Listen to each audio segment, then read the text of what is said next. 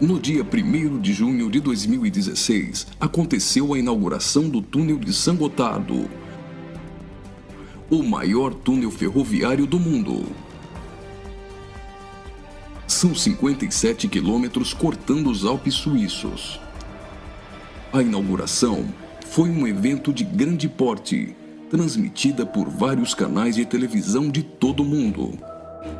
A cerimônia teve uma apresentação artística, como a das aberturas de Copas do Mundo ou de Olimpíadas. A encenação, intitulada Sacre do Gotardo, foi carregada de elementos do ocultismo, além de trazer mensagens de uma nova ordem mundial. Muitas autoridades e a Nata Econômica Europeia participaram dessa solenidade.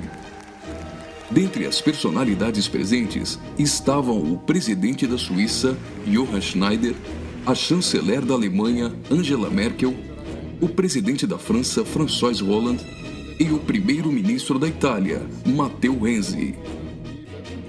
A inauguração do túnel teve ainda uma celebração ecumênica e recebeu a bênção sacerdotal de um rabino do judaísmo, de um imã do islamismo, de um padre da Igreja Católica e de uma pastora luterana. Vamos analisar alguns elementos dessa celebração bizarra, que muitos analistas chamaram de inauguração da nova ordem mundial. Na primeira parte, em ambiente fechado, a humanidade é representada por uma marcha de zumbis, pronta para receber ordens. Surge então um anjo na forma de bebê. Aparentemente, este representa Lúcifer. O anjo caído já começa a apresentar semelhanças com Baphomet, que é um dos principais símbolos de Satanás em algumas linhas de culto pagão. Observe, dentre as personalidades presentes, esse sujeito, portando um cetro e vestido com traje de algum tipo de organização ou irmandade. Ele traz um broche com a figura de um bode que deve representar também Baphomet. A cerimônia macabra evolui para a aparição de um homem-bode, representando um demônio-chefe.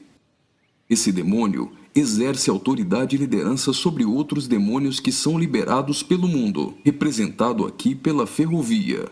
Por essa ferrovia, passam vários períodos da humanidade, revivendo alguns tipos de sociedades secretas e rituais pagãos dos celtas, da Grécia Antiga, do hinduísmo e principalmente do Egito Antigo. Observe ao fundo a figura do Sol, representando um dos principais objetos de adoração das culturas antigas. Sob a ordem do chefe, os demônios se lançam para cumprir sua missão na Terra. Aqui, vemos a representação de antigas sacerdotisas e místicos adoradores, todos sendo conduzidos pelo homem-bode. As sacerdotisas estão levando um cordeiro, como algo a ser oferecido em sacrifício.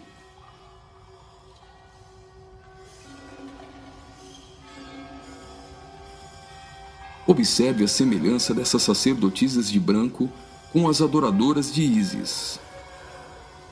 E nesta exaltação de muitas formas de adoração pagã, não poderia faltar a coroação da Rainha dos Céus.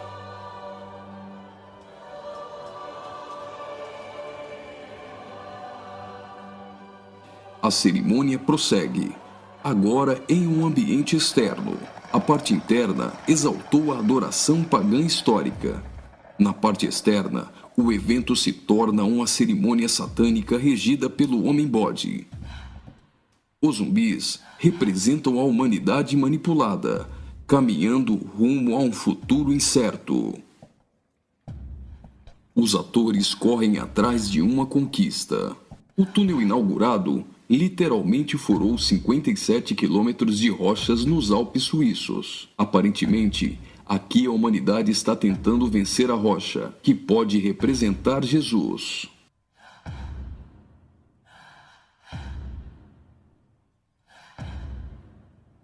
Por várias vezes, eles investem desorganizadamente contra a rocha, mas todas as tentativas são frustradas.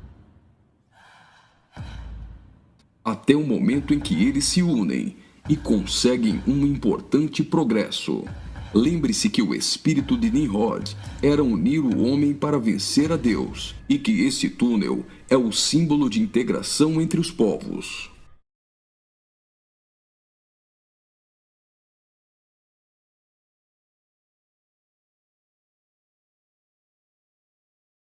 Observe que eles conseguem a abertura de um portal. A representação desse portal lembra o CERN. O CERN é a Organização Europeia para a Pesquisa Nuclear. Está localizado na região de Genebra, na fronteira franco-suíça, a pouco mais de 200 quilômetros do túnel de Saint-Gothard. No CERN encontra-se o LHC, o maior acelerador de partículas atômicas do mundo e maior máquina que o homem já construiu. Ele tem 27 quilômetros de circunferência e está a 100 metros abaixo da superfície. O CERN está em busca da antimatéria e tentando recriar o Big Bang. Mas o CERN também tem um propósito esotérico ocultista nem tanto oculto. Segundo a própria comunidade científica, o CERN pretende acessar outras dimensões e se conectar com forças desconhecidas. O respeitadíssimo físico Stephen Hawking advertiu que os experimentos do CERN podem representar graves perigos a nosso planeta. No prefácio de seu livro, Stardust, Hawking afirmou que o acelerador de partículas poderia causar uma decadência catastrófica do vácuo, o que levaria o tempo e o espaço a entrarem em um colapso. Isso poderia destruir não somente o planeta Terra, mas também o sistema solar e todo o universo. Você já deve ter ouvido falar da partícula de Deus, ou bóson de Higgs. Até o Papa implorou à comunidade científica a suspender as operações do LHC, advertindo que eles poderiam abrir os portões do inferno. Observe também que a logo do CERN é a junção de 3 números 6, 666. As cenas seguintes mostram uma sociedade em transformação. Do portal que foi aberto, procede a direção para a humanidade. Veja que uma nova sociedade vai surgindo. O espírito da rebeldia e da sensualidade marcam as pessoas. A decadência da humanidade é representada tanto na forma de uma queda literal, como através da sensualidade.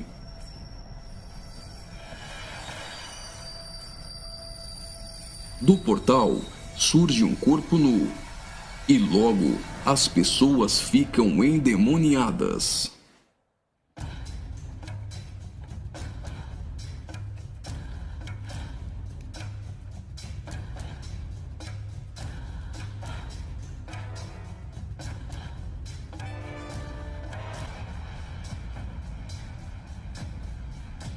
Veja a representação de que existe algo dentro deles. Trabalhadores do túnel aparentemente são representados aqui, mas observe que a verdadeira representação é o deus Shiva, da trindade hinduísta. Shiva é o deus da destruição. Ele destrói para dar lugar a algo novo. A dança de Shiva é considerada a manifestação física do ritmo cósmico. Observe que na entrada do principal laboratório do CERN existe uma imagem de Shiva. A dança destruidora de Shiva é associada à aceleração ou à dança das partículas. A cena seguinte lembra os operários mortos na construção do túnel, mas na verdade representa o sacrifício humano.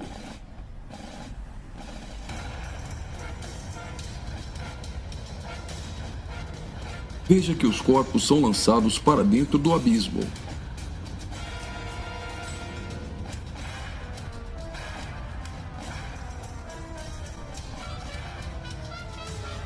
Preste atenção. Do fundo do abismo, as mãos vêm receber o sacrifício.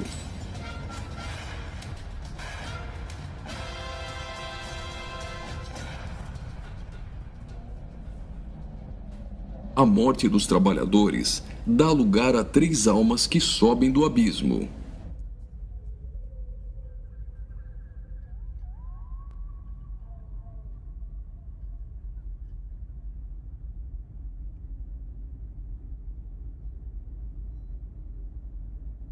Surge então um enorme olho que tudo vê, ou o Olho de Horus, um importante símbolo usado pelos Illuminati.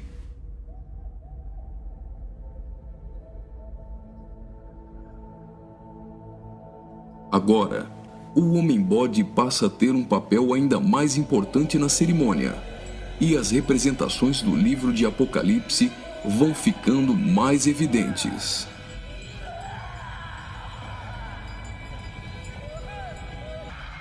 Veja como os demônios se parecem muito com o orixá Omolu. Do portal surge uma figura de um homem, misturada com a de um bode e 3 escaravelhos egípcios. O escaravelho simboliza o deus Khepri, o deus do sol nascente. Homem e bode se fundem, representando a encarnação de Satanás e o surgimento do Anticristo. Ele não será um homem normal. Sua autoridade e poder provém do próprio Satanás. Uma personagem, aparentemente representando a deusa Ísis, surge para ungir o Homem-Bode, que é a própria besta. Como a cerimônia de coroação de um rei, a besta é ungida governante sobre todo mundo. Observe novamente que os demônios lembram muito o orixá Omolu. Após receber o manto do espírito feminino de Ísis, a besta manifesta atitudes homossexuais. Ungido governante do mundo, a besta demonstra sua fúria contra todos e agita seus demônios.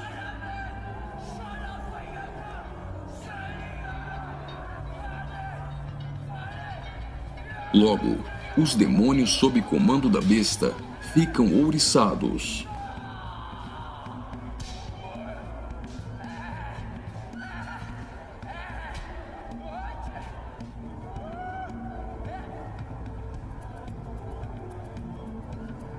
Assim como está escrito em Apocalipse, a besta passa a ser adorada pelos homens e pelos demônios.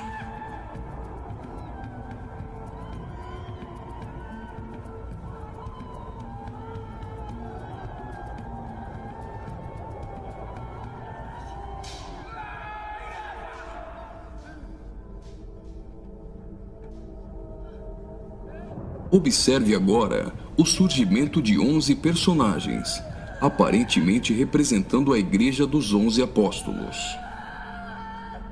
A besta terá autoridade para perseguir a Igreja e para matar os que não lhe adorarem.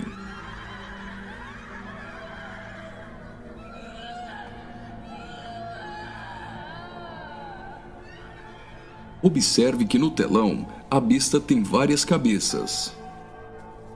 Logo, a besta parece ter sido ferida na cabeça.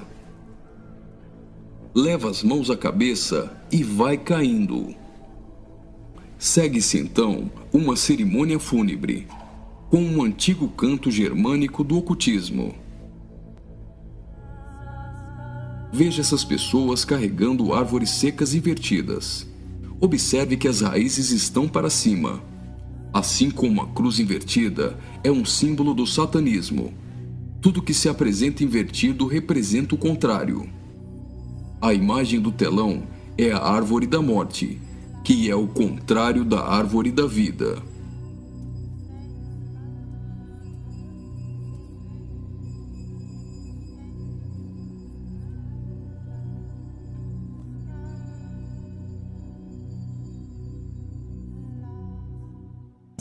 A tecnologia é mostrada como um instrumento para manipular o homem.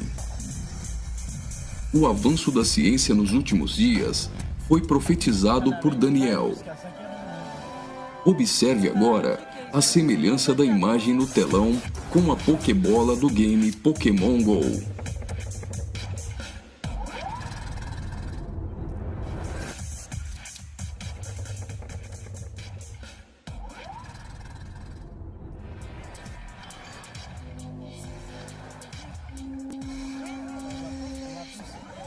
Enquanto na parte inferior da tela aparece uma segunda besta caminhando em direção à primeira, ao fundo surge a figura da Grande Meretriz.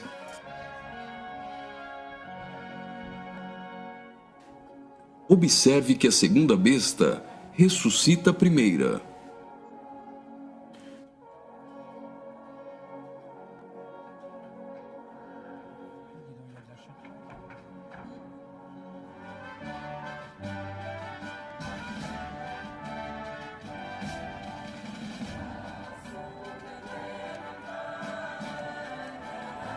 Note que os símbolos maçônicos estão presentes em várias partes da celebração.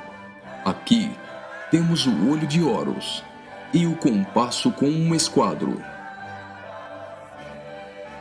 Os três personagens de cabeças grandes aparentemente representam as nações da Terra, os reis da Terra e os mercadores da Terra que foram embriagados e se prostituíram com a grande meretriz. O relógio girando ao contrário provavelmente faz menção à profecia de Daniel, de que o anticristo mudaria os tempos e fala da velocidade em que a nova ordem mundial será estabelecida. No auge da cerimônia, todos os personagens se lançam em adoração. Mas afinal, o que eles estão adorando?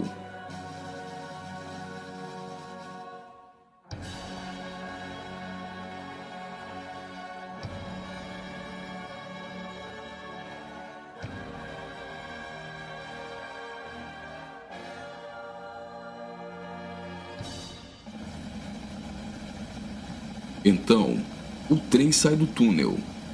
Mas certamente eles não estão adorando um trem. Eles adoram aquele a quem pensam que venceu a rocha. Eles adoram o grande dragão, a antiga serpente, que se chama Diabo e Satanás, o sedutor de todo mundo. Pensam que Satanás venceu a Cristo. A celebração é como se fosse uma grande vitória, como a consumação de uma enorme conquista.